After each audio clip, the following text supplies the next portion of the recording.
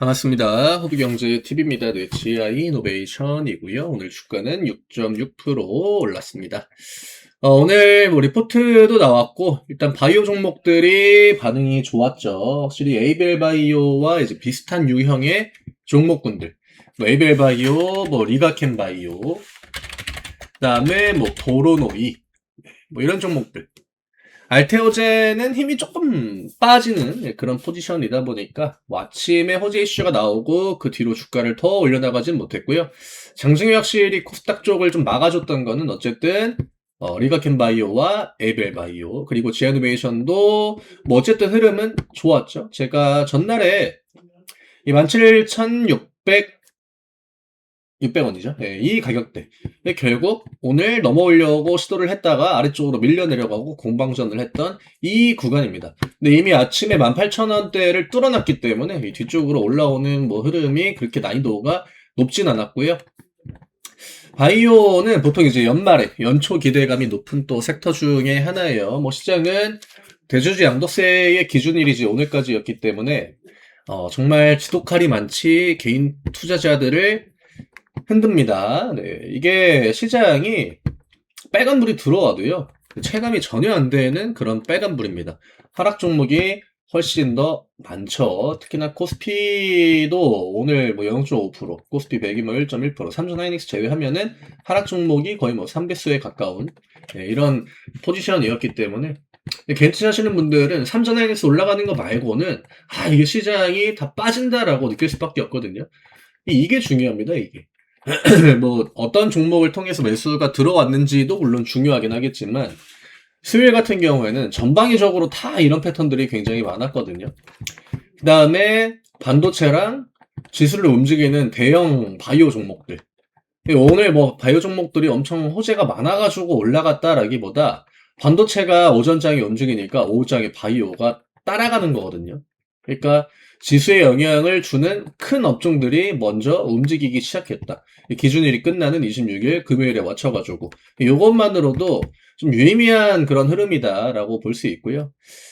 이게 겉으로 보여지는 시장과 안에서 느끼는 그 시장이 완전하게 또 180도 다르기 때문에 제가 이렇게 이야기를 드려도 장중에는 되게 뭔가 좀 안 좋아 보이고 물론 뭐 제노베이션 주주분들은 바이오가 좀 가는구나. 근데 지금 바이오가 움직인다라고 하는 건 어쨌든 간에 지수의 움직임을 먼저 생각을 해야 돼요.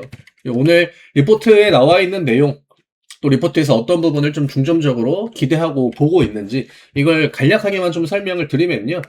오늘은 일단 또 그 시장 이야기를 많이 했기 때문에 글로벌 빅파마 관련해가지고 IL2 이 부분을 좀 중요하게 보고 있더라고요. 이게 이제 인터루킨이라고 합니다. 가장 기본적인, 요즘에 또 그 신약의 메타가 예전이랑은 많이 다릅니다. 요즘 항암 시장은 어쨌든 간에 우리 몸 안에 있는 면역세포를 깨워가지고 암을 공격하게 만드는 거. 여기서 가장 중요한 역할을 하는 물질이 이 IL2입니다. 인터루킨. 근데 요게 이제 최근에 글로벌 제약사죠. 다케다가 16조 원이라는 거액을 들여가지고 관련 기술을 인수를 했다. 근데 이 이야기를 왜 드리느냐? GI101A, 그 다음에 GI102. 이것도 역시나 이 인터루킨과 관련이 굉장히 높아요. 그리고 101A 같은 경우에는 내년 4월에 아마케죠. AACR.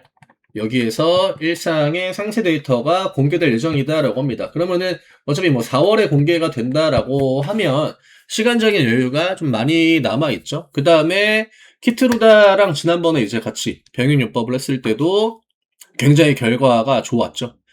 객관적 반응률. 암 크기가 유의미하게 줄어든 환자의 비율을 말하는 겁니다. 이제 ORR이라고 하는데 이게 이제 40% 가까이 나왔었고 그때 주가 분위기가 나쁘지 않았거든요. 근데 이런 것들이 사라진 게 아니라 그냥 시장 분위기에 눌려가지고 그냥 반응을 안 하고 있다가 또 오늘처럼 바이오 분위기가 만들어지고 또 임상 관련 기대감들이 만들어질 때 기존에 갖고 있던 모멘텀들이 좋다? 그러면 양봉으로 반응을 하는 거죠. 제가 전날에 이 주가 막아준 거 뭔가 되게 저점을 똑같이 찍고 되게 위험한 시그널로 보일 수 있겠지만 어쨌든 개인들의 매도가 위주로 나온 음봉이었다. 그다음에 시장은 하락이 아니라 지금 상승을 준비한다라는 관점으로 봐야 되기 때문에 결국 이제 이 가격대를 빠르게 회복을 해주는 거, 요거 좀 기다려 보자라고 설명을 드렸죠. 이전에 102 같은 경우에는 뭐 단독 투여했을 때도 데이터가 좋았고, 그 다음에 여기에 이제 또 알레르기 치료제, 우리가 또 기대하고 있는 유한양행이 가져간 거죠. 유한양행한테 이제 기술 이전한 그 GI301인데, 이게 유한양행에서는 이름이 또 다르죠. 예. 제가 이제 유한양행도 찍고 있어가지고 양쪽 이름을 다 이제 알고 있긴 합니다만 YH35324입니다. 이게 유한양행 쪽에서 기대를 꽤 많이 했었는데 요즘 유한양행이 뭘 좀 열심히 하는지 안 하는지를 잘 모르겠어요. 너무 좀 주가 흐름도 그렇고, 그 다음에 뭐 R&D 관련 이야기가 나와도 뭐 렉나자 말고는 지금 후속타를 때릴 만한 그런 것들이 좀 많이 다운되어 있긴 합니다. 뭐 하는 것 같으면서도 뭐가 문제나, 뭐 하는 것 같으면서도 뭐가 문제나, 뭐 기존의 인력들이 좀 떠났다, 이런 이야기들이 계속으로 나와주니까 주가 반응이 잘 안 나오긴 합니다. 어쨌든 301 같은 경우에는 기존의 이제 경쟁력이 이제 글로벌 1위 졸레어죠. 근데 졸레어보다 좋은 데이터를 이미 또 보여주기도 했었고, 내년 하반기에 이 GI 301이죠. 301의 임상 이상의 주요 이제 결과, 뭐 탑라인이라고 하죠. 이게 또 나온다라고 하니까 상반기는 어쨌든 101, 하반기는 301, 양쪽으로 다 기대할 만한 그런 일정들이 좀 기다리고 있다. 이렇게 좀 보시면 될 것 같아요. 어쨌든 글로벌 트렌드에 좀 맞춰가는 기술이죠. 제너레이션이 갖고 있는 것. 그래서 오늘 주가도 6.6%. 뭐 바이오 종목들 군 중에서는 그래도 괜찮게 주가 반응을 했고요. 뭐 에벨 바이오보다도 많이 올랐으니까 뭐 그렇게 큰 차이는 안 나지만 어쨌든 외국인들의 매수. 그다음에 기관 매도가 오늘 굉장히 많이 나온 것처럼 보여집니다만 기타 금융과 사모펀드 다 일시적인 어떤 그 수급 주체들이죠. 단발성으로 많이 나오고 연속적인 흐름을 잘 보여주지 않고, 중요한 건 연기금 애들이 지금 매수를 쭉 하다가 쉬고 있기 때문에 얘네들이 매도에 동참하는지, 투신도 마찬가지고, 투신이야 뭐 지금 매도 우위를 좀 보여주고 있긴 한데 추가적으로 매도가 강하게 나오지는 않고 있고요.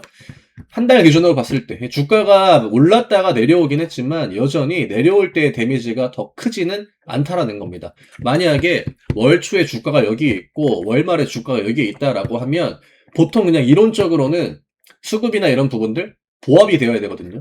그러니까 기관이랑 외국인들의 매수량과 이제 개인들의 매수량을 비교를 하면은 그냥 월충이나 또이또이 퉁치는 수준. 그럼 주가가 다시 원래 온 게 이제 원래 자리로 온 게 설명이 되겠죠. 다만 지금은 올라갈 때에 힘을 줬던 거, 그다음에 빠질 때에 데미지가 들어왔던 거, 수급적인 데미지는 크지 않아요. 그게 이번 하락의 특징이거든요.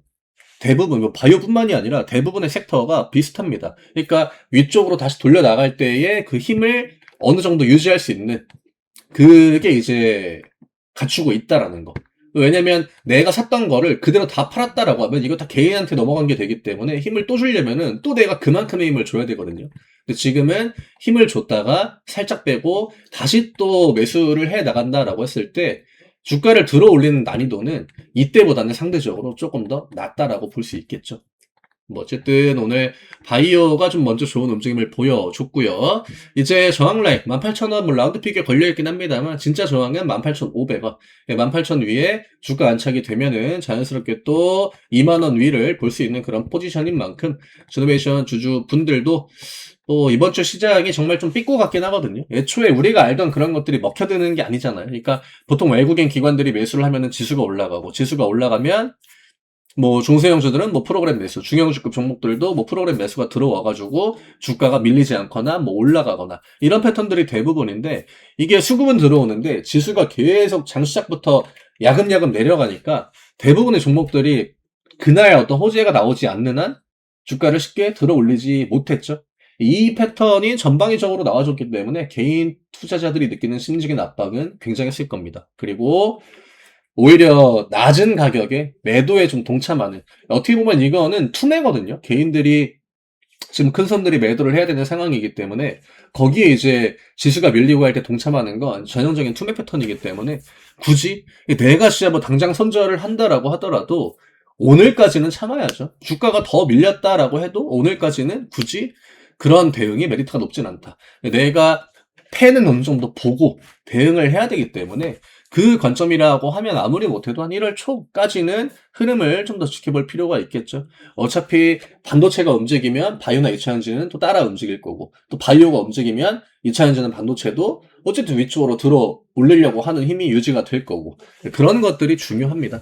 오늘 조금 리포트도 나오고 해가지고 좀 길어지긴 했는데, 어쨌든 좋은 흐름으로 좀 마무리가 됐고요. 바이오에 대한 기대감은 연초에 또 높아지는 특징이 있기 때문에 뭐 일정이나 이벤트들 이런 것들이 계속적으로 맞물리고 하면 섀도베이션은 이제는 다시 또 편하게 좀 위쪽을 향해서 움직임을 가져갈 수 있지 않을까라고 생각을 합니다.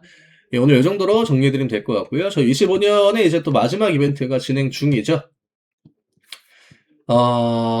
제가 뭐 아무리 이야기를 드려도 뭐 애초에 공감을 못 하시면은 크게 와닿지 않을 건데, 외국인 기관들이 이번 주에 얼마나 많은 개인들의 물량을 소화를 했는지 저는 이게 가장 중요하다라고 봅니다. 얘네들이 왜 지금 자리에서 그 물량을 거의 이제 오늘까지 합하면은 한 7조 될 것 같아요. 일주일 동안. 보통 매수로 7조가 들어오면 지수가 아무리 못해도 코스피 기준으로 4% 5%는 올라갑니다.